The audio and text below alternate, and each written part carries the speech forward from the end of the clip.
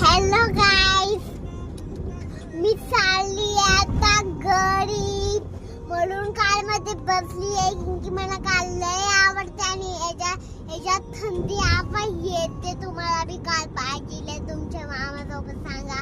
आणि ना आज आम्ही मामाच्या ऑफिस मध्ये गेलेलो आणि मी बरं बी गेलो होतं आणि मी खरोखर बोलते गाईस.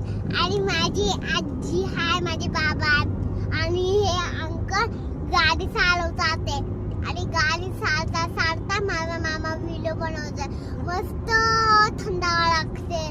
आणि ना तुम्हाला बी गाडीवर यायचे तर लाईक आणि